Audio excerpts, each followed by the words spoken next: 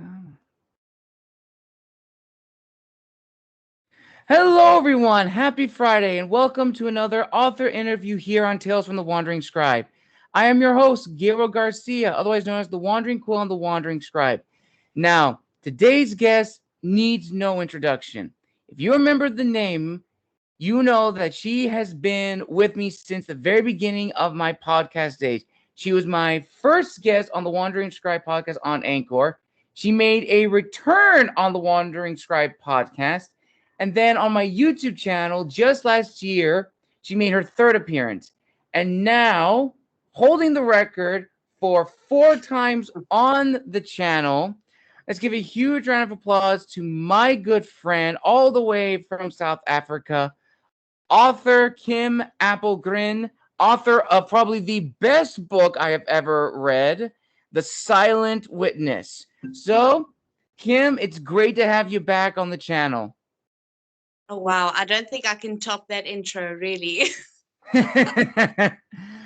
Oh man, it's been a long time, Kim. And for Yeah. listeners, if you remember Kim when she appeared on my YouTube channel a year ago, she was promoting her short story, The Resonance of War, which that is also a really amazing short story, which I urge you all to go and check that out. In addition to The Silent Witness, this version, because this is the much better version of the first edition, and it's just nice. It just has the cover is just very, very nice. So, Kim, how have you been? What's new? What's been happening? Too much and not too much, if you know what I mean. Just been very busy this side. Just keeping myself clean. Yeah. Just working, writing, caring for my child, Troy. So, yeah, nothing much really other than that. Awesome. And speaking of writing, a little bird told me that you are working on a new series of books called, if I remember correctly, because it's been a while, I want sure I get the name right, The Time Travels of Tristan and Troy. Correct. All Correct. right, perfect. Now, for those who have not followed me or Kim in the past, when we first met each other on Inkit, Kim was discussing with me about this idea for a new series in the midst of getting The Silent Witness out. Now, the best way I could describe it without spoiling too much of it, because I want to give my friend Kim the opportunity to tell us all about the time travels. Think of the no, not Magic School, but wrong book, Magic Tree House, but for adults. And honestly, that's probably the best way I can describe it. So, Kim, what is the time travels of Tristan and Troy? Well, who doesn't like a story about time traveling? If you love history, if you are very intrigued in the things that have happened in the past, um, who doesn't want to be a fly on the wall and go back into time and see how things panned out and how things really happened, not just how historians record them? So I was penning together at the time with The Silent Witness, and even with the second book, The Resonance of War. I thought, what would it be like if we could go back in time and just have some fun? And so the idea for the time travels came up, and it has been in my mind ever since. And I have penned so far 8 chapters of the book. Awesome. Awesome. Now, I know since the last time we spoke of this, it's been long time in the past, and probably some of the ideas of the story have changed over time. But I was wondering if you can give our viewers a little preview of what to come for the first book, because I understand that this will be a trilogy, correct? It was originally going to be a trilogy, but I've panned Oh, it out to a 5 book series. okay, So okay. it's going to be my first series ever written. because I just felt like I wanted the reader to grow with the characters and not just have one standoff novel every time. So for the time travels, you are going to meet Tristan and Troy. They are college students and they meet a history professor who seems to be very mysterious, very timeless. Her name is Miss Eden. And she is going to not only teach history in college, but she is also going to do much more than that. They are actually Ooh. going to read these stories. Nice. Very, very nice. And if I remember correctly, the first story is going to be set during the time of King Arthur, if I'm not mistaken, correct? Is that still the same premise for the first book? Correct, yes.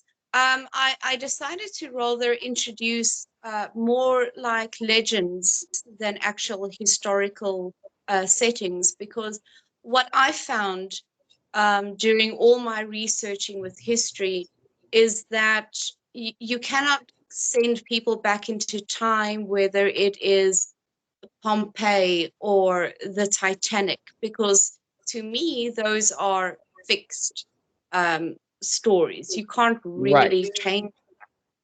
So I then decided, well, let's change this into legends because we don't really know if there was a King Arthur or not. We don't know if there was a Robin Hood or not. So with legends, that you can really have a lot of room to play with. And that is why I decided in the first book they would be going back in time with England.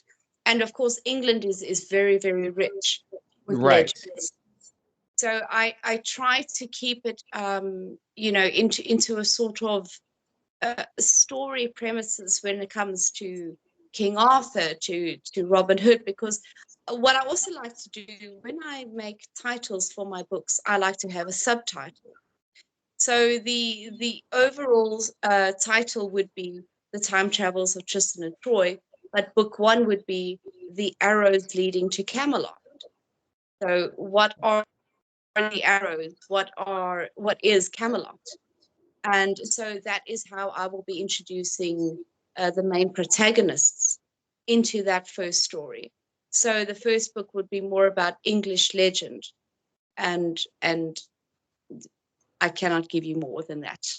Okay, that's fair. That's fair. But kind of along the lines of like legends and stories, especially when it comes to fiction, as I'm sure you know, Kim, legends and fables and folklore, they keep their same roots, their same origin stories, but then sometimes, depending on the individual, their origin stories or who they are is either a reinterpretation or a revision, like a more modern update. Like in the case of King Arthur, there's been a lot of movies of King Arthur where let's reimagine him as a Roman general.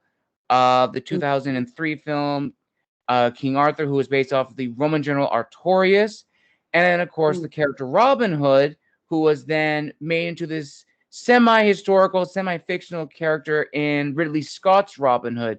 So Yeah. for your story, Kim, for Robin Hood, for King Arthur, and the other characters tied to the Arthurian legends, are you going to try to stay true to what has been already written about them in history, or do you want to have your own take on the Arthurian legend?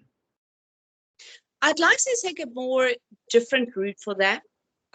For a lot of the research I've done on Arthur and Robin Hood is that with the epic poems that were written in Old English, there is quite about 400 years between the death of Arthur and the rise of Robin Hood.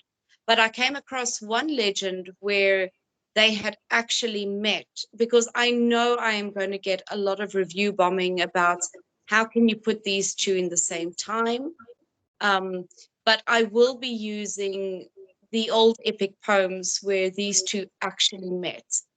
So I would be doing a bit of a crossover, as well as one of the most famous antagonists of that time, which was more of King Arthur's antagonist than Robin Hood, Morgana Le Fay, which is, of course, one of the most famous witches of that time. She will be the antagonist. There will be someone else there that I will be bringing in who's more of an Irish folklore than English. But you cannot not have the Dullahan and not bring him into English folklore.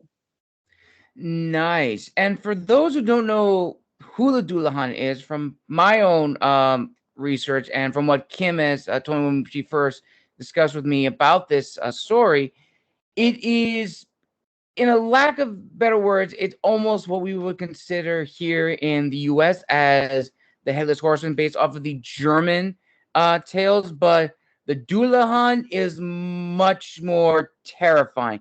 And Kim, I'm wondering you could take this opportunity to tell us who the Dullahan is and why you specifically decided to include a figure from Irish folklore into Arthurian legend. Because I want to, with each of the series, with the time travels, I don't want any of the books after the first book to go back to England.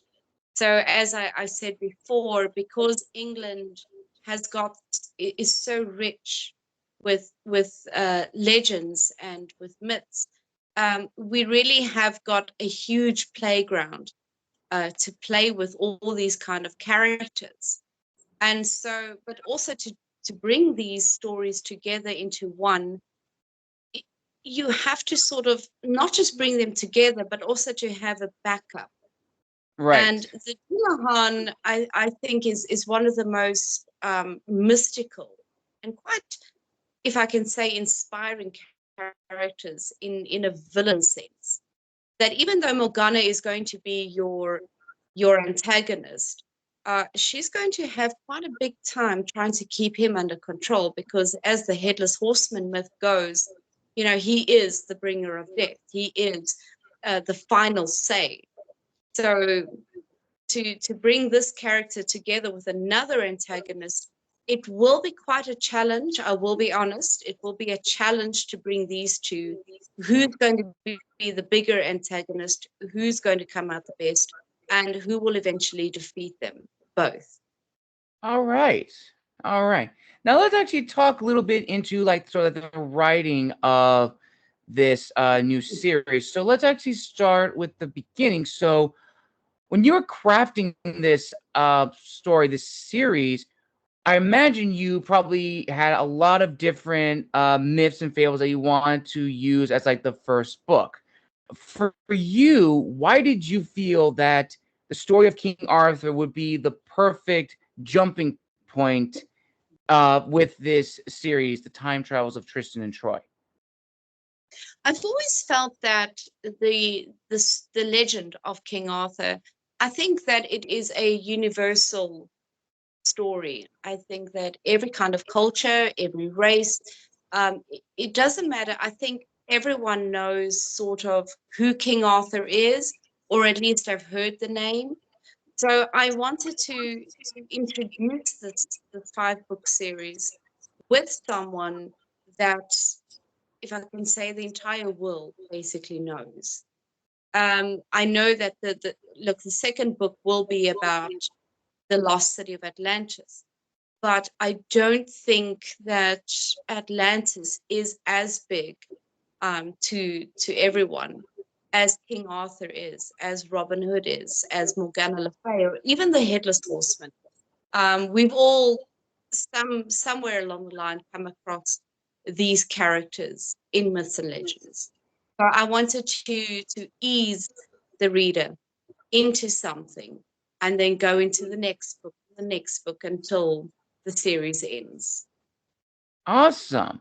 And when crafting this 5-book series, did you start off with a rough outline of what the story was going to be, chapter per chapter? Or would you say that you're kind of the author who has the general idea written down, typed out, and then when you just type whatever comes to mind? almost like one author said to me, if I remember the word correctly, it's like a free writer where you just write whatever comes to mind, and it's like, oh, that would be a good piece of information for the story to help the narrative go along.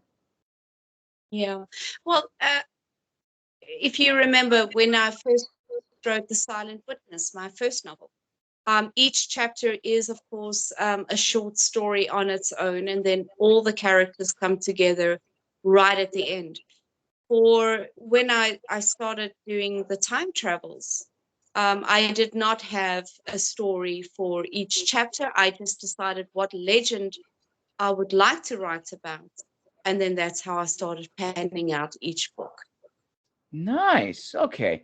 Now let's actually talk about sort of the research going into this. Because as you said, you've done a lot of research for this book and for the future books in the series.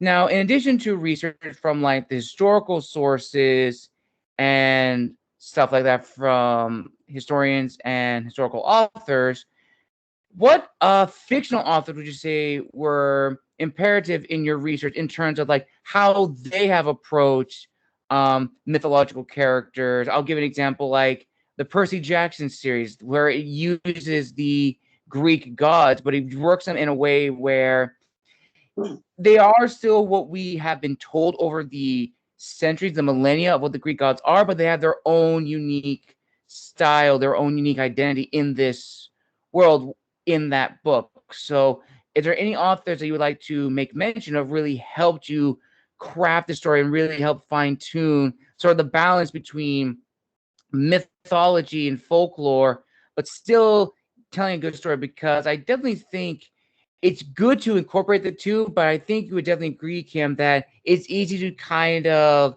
get the two jumbled up, like be lost in the mythology, but be confused with the story. Absolutely. I mean, because there is just so much writings about King Arthur and Robin Hood, El Dorado, the Lost City of Atlantis. The Lost City of Atlantis, I've basically only read about Plato, who was the first one to record it. But Right. even then, 4,000 years ago, they didn't even know, because it was too fictionalized. They didn't know that it was a real place or it was a mythological place. I've based that more on Plato. And because there have been so many anonymous writers about Robin Hood and King Arthur, um, so those kind of histories have been lost to us. Mm-hmm. But in a way, I'm glad that I'm not really fixed down on one specific writer, because, as I said, I've got room to play with all these kind of things. Definitely. Yeah, so no, there's not really much of an author I can pinpoint except Plato. Okay. But when it comes to King Arthur, when it comes to El Dorado, it's really just about more of hearsay of people at that time, Ah. kind of epic poems, and then to play around with those kind of stories they gave us. That's fair. That's fair. And now this is gonna be a first for you, Kim. So this is a new question I'm asking my guests now. And I think it's really important, and I love hearing the answers to this. So Kim, you and I both know that being authors is not an easy business, a very lonely business. I think you and I can attest to that the most. It's very lonely. We put a lot of effort into it. We put it out there. And then, of course, we have those voices of imposter syndrome, where it's like, why do we do this? Putting our work out there in a genre that has been dominated by titans. And I want to ask you, Kim, in those moments that you may have had or may not have had, what has still disciplined you to continue to write? Because I know you, Kim, you are a very, very talented writer. And if anyone who disagrees with me on that, read The Silent Witness and then change my mind because seriously, I'm not joking. This book is literally the love child of Game of Thrones, Lord of the Rings, and Chronicles of Narnia. It is that good. It is truly someone who loved Tolkien, took a class, was a student, and wrote their own story. And I know, Kim, you've really pushed through. So, getting back to my original question, what has disciplined you to continue writing? Because I know writing is your passion. Wow. Yes, you've never asked me that before, so kudos for you for throwing me into that one. But I think for every kind of writer, it's on a personal journey. And at the end of the day, when I look at why am I writing, I think of a one word pops into mind: legacy. Mm. And I think that long after I'm gone, you're gone, we're all gone, we're going to be leaving a legacy behind. Who knows who will find these books long after and read them and say, you know what, this is good, this is bad. It doesn't matter, but we would be spoken of long after. Definitely. And that is beautifully said. Now, another question I want to ask you, Kim, which I think you've already answered before, but I want to see if it's changed. So, when constructing the time travels of Tristan and Troy, much like The Silent Witness and The Resonance of War, did you write the story? Or are you writing the story in the sense that this is something that you would want to write? Or do you write for an audience or a reader in mind? I actually decided to this time round write for a young adult audience. Oh, Uh, okay. the Silent Witness and The Resonance of War was not written for specific audience. That was written more on a personal level, and that has a lot of more things that happen in my personal life that was able to be written down and sent out there. But I think with this one, because I've been greatly inspired recently with the renewal of Percy Jackson TV series, the renewal I hear about they're remaking Harry Potter. There is definitely a call for these kind of stories, and I've got that in mind. And these are the kind of readers that I wish to reach out for. Awesome. So, kind of thing on that lines of young adult, I remember when we talked about this, that this was actually a genre or that, yeah, genre of writing that you actually initially struggled with because I remember we had our earlier talks about, how to write dialogue for like students. And I remember you struggled with that a little bit. So, from that initial discussion to now, has that changed and has it become a little bit easier to write this story now that you know where it's going to be in terms of like the audience? Yes, I'm still struggling with it, to be honest. The Time Travels is my first attempt at writing in first person point of view, um, Ooh, which, okay. which will be spoken through the point of view through Tristan.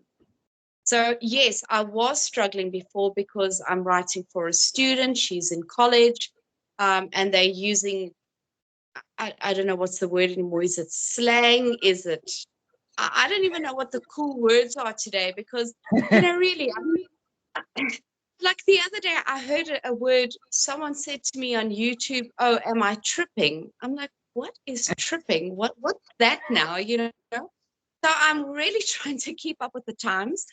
Um, it was difficult in the beginning, but you know what? I'm not hard on myself as I was before because I am a perfectionist. So the dialogue has got a lot more easier. I'm not trying to um, I'm not trying to reach out and get these people to speak to me and tell me what kind of words are out there. I'm doing it for myself. I'm doing it for a legacy. and I'm really just enjoying the ride this time, because the more you focus on that drive, and you're focusing more on what others would say, you're just going to make yourself sick. Definitely.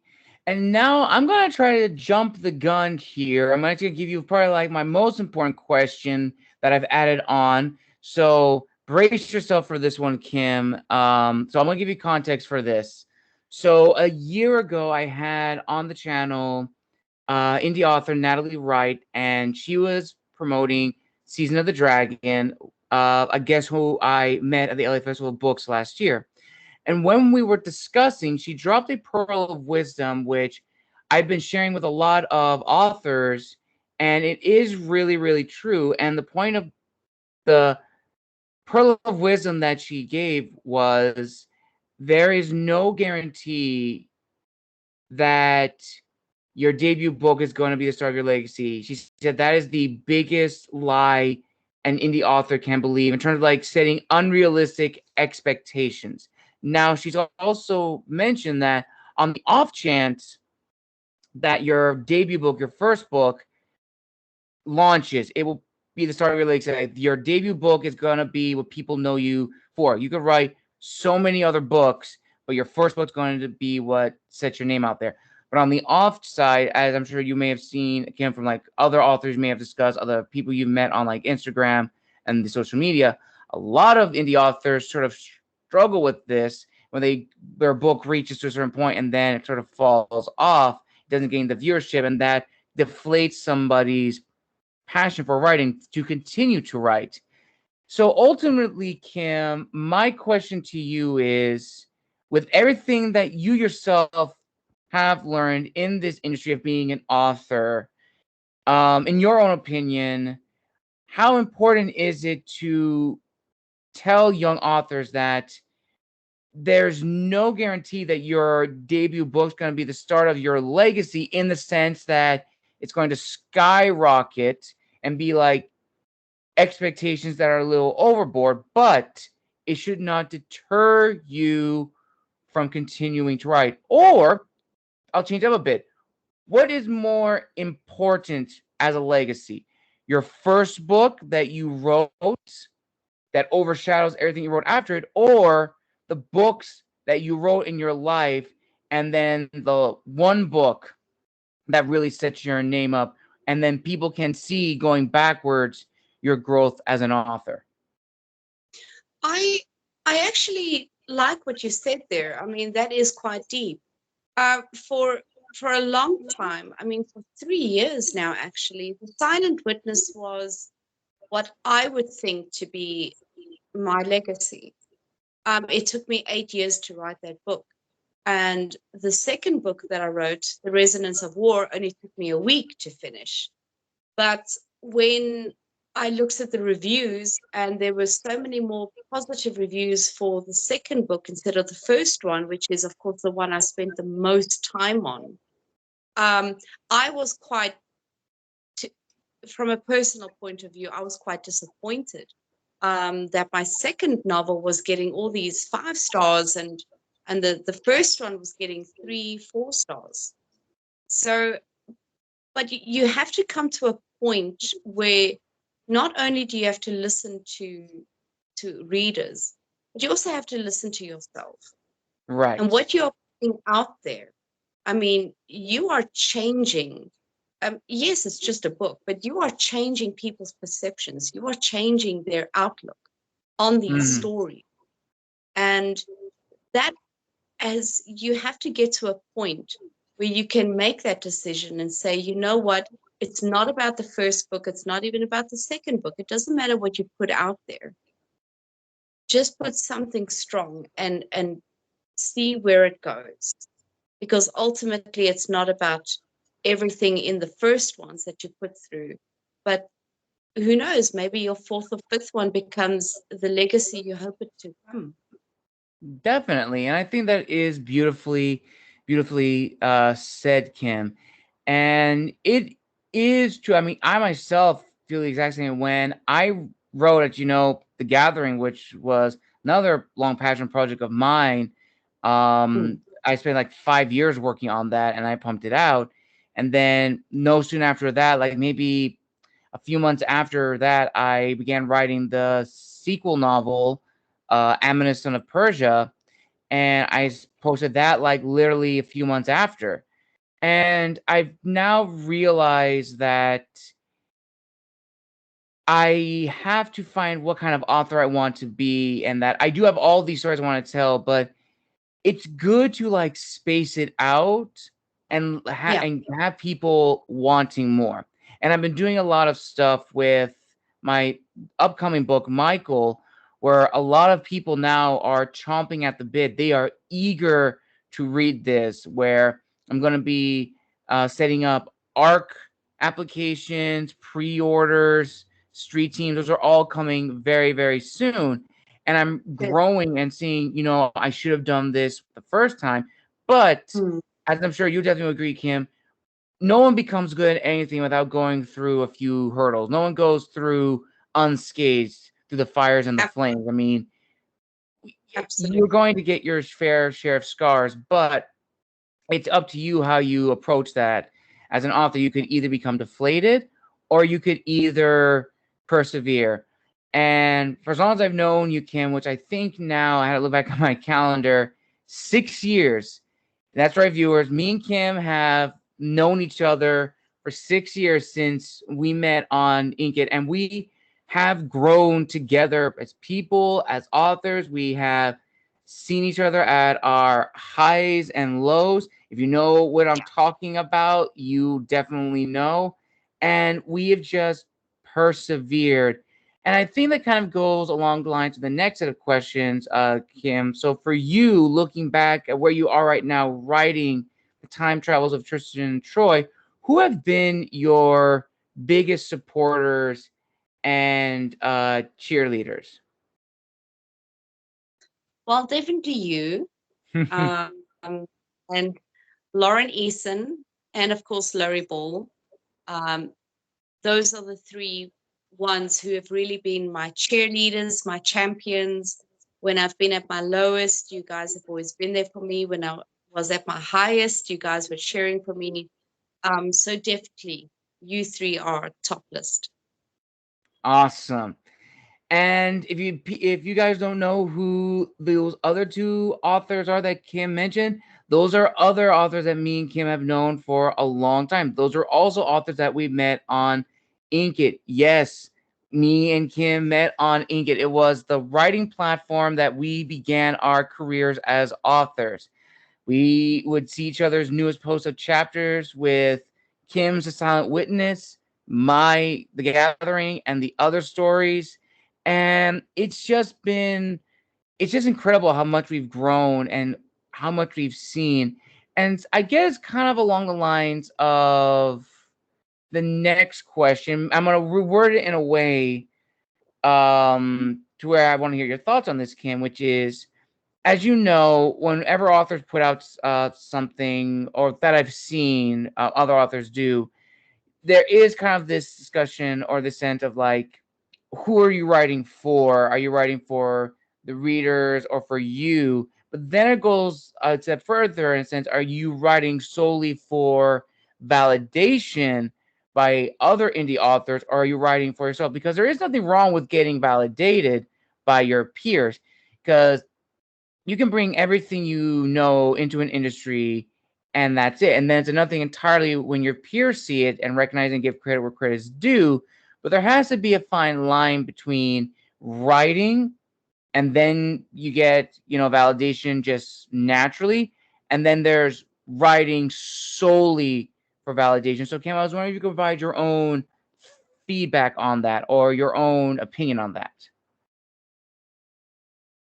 It's quite a rough line to do that. You know, in the beginning when you are writing and you're getting these sort of feedbacks, I mean, yes, it will put you on quite a high when they start giving you great reviews, and then you can also hit your lows when they hit you with like, what are you trying to write here? So I think many writers start off for validation, Mm-hmm. but when you start doing that, I think that you just end up on a road to burnout very Mm, quickly. And that is a road I think all of us indie authors have experienced. yes. And for validation, I'm sorry. In the beginning, yes, that was for me. I will be honest.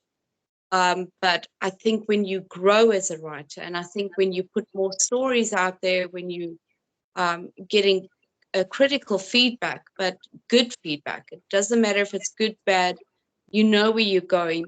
You start getting a great direction to where you want to be in the long run. Definitely. And sort of like the next question before I get to like the final questions, Kim.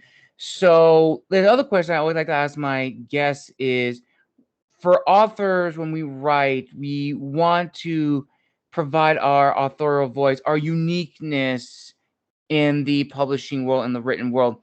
But I'm sure, Kim, you will definitely agree that like social media on YouTube, like the trends, like what's happening, and everyone tries to make YouTube videos on it. The same thing happens for the book world, where certain trends like vampires, werewolves, or dystopian thrillers, those are like the clicks that everyone wants to join in. And I asked this question because I'm really curious your own thoughts on it when at that point when you're trying to join the clicks, to join the trends, you sort of are not writing as you would naturally. You're just trying to be part of a trend. But as I Correct. said before in previous interviews, there's no guarantee you'll probably be a part of that trend. The trend will probably die by the time you finish your book. Then you have to consider the trend that's going to happen the next few years later or what's going to come back.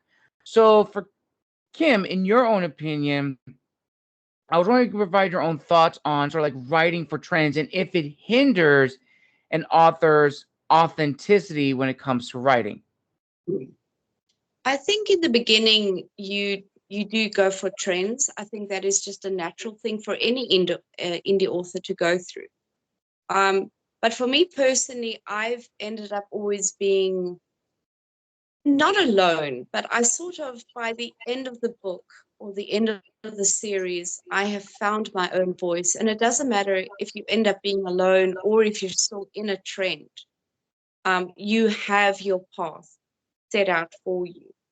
So basically, for me, I've not really gone for trends. I've never gone for, vampires. I've never gone for werewolves. These are all new things. So I have never really sought out for trends. So I can't really speak much on that kind of thing because I seek my own voice and that is what I stick to. Awesome. Well said, Kim. Well said. So we're now nearing the final few questions of the interview. So here is the second to last question before I get to the final question, Kim. So looking back at your life right now, how different would you say your life would be if you were not a writer, if you were not an author? How different would your life be? It would be quite different. I think I would still be in my music career. If you don't know, I got my master's degree in classical music, piano, and theory. And, as you get older, those kind of trends fall away. But if I look back on my writing and where I've been, I'm actually more content with my writing than I have ever been with my music, even though ironically it's what I've spent the most on. And if I look back on where I've started and where I've ended, I don't think I would have been in the space I am at the moment with the friends I've met because I've met Mm. amazing friends. I've met you, I've met Lauren, I've met Laurie, I've met Jaden, and I don't think my life would have been the same without meeting friends like you and them. Awesome. And I would have to reciprocate. I have grown a lot with you guys. We were our own round table. How funny is that? We were our own round table of authors in our infancy as authors before spreading our wings. And we've all learned a lot from each other, which then kind of Yes. leads into the final question, Kim. With everything you've learned about the industry, its highs and its lows, what is your word of wisdom to future authors out there who want to spread their wings, who want to get their feet in the door? Do not write for validation. Do not write for the fact that you want to get good reviews. You write for yourself, because at the end of the day, it's you who has to be happy, not the world. You cannot make them all happy at the same time. You have to do that for yourself. Perfectly, beautifully said. And with that, listeners, this concludes an amazing author interview. I want to give a huge thank you to my good friend, my best friend, Kim Appelgryn, for coming onto the show for her fourth time on the channel. And hopefully, when her book is out, it will be her fifth time so she can fully promote it and the next book in the series. So, Kim, thank you so much for coming back on the show again. And where can people engage with you to talk with you, to learn about updates, and where to buy your book, The Resonance of War, and also The Silent Witness? I'm dead serious, people. You need to read this book. I am on Amazon, Barnes and Noble, and I am also on Inkit, on Twitter and Instagram and Facebook.